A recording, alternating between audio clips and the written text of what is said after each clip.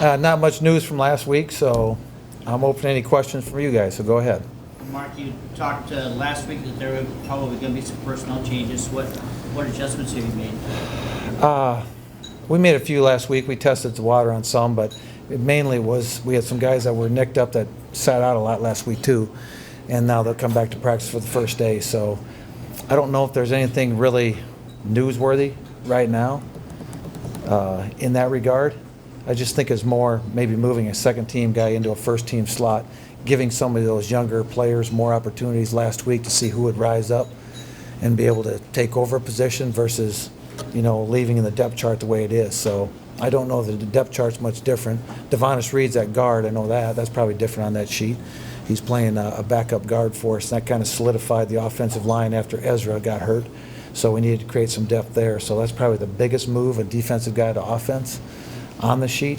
Otherwise, it's just probably a first-team guy and a second-team guy that's still battling this week.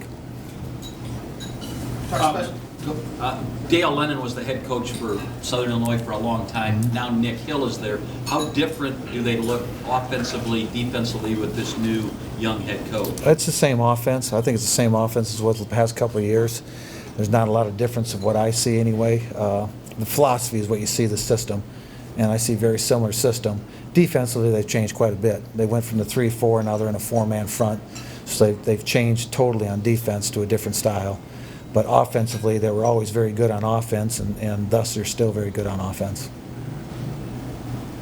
You talk special teams and shoring up those. They're coming in, facing a team that's averaging 34 yards, kick return. Daquan Awesome as an excellent returner. Talk about what you guys worked on this week. Well, that's what we put our time in, of course, on special teams, and that part of the game. It was good to have the open day because you could go live, and that's one of those segments that it's hard to go live in but we had a couple chances to go live last week to try to find that personnel for special teams. So we have to do we went through that. There's probably more changes in the depth chart there than anywhere else, just because we're looking at number of plays that players are getting, and then yet try to be fresh and talented on the special team. So that's always a catch-22 when is that depth chart of figuring out who's taking 70 snaps plus another 30 on special teams, who's taking 90 snaps. You got to back off them on special teams a little bit. So you may want some guys on the field during that, but when they're just coming off the field of playing that many reps, it's wear and tear on them in the fourth quarter, which then ultimately affects your offense and your defense, so particularly defense.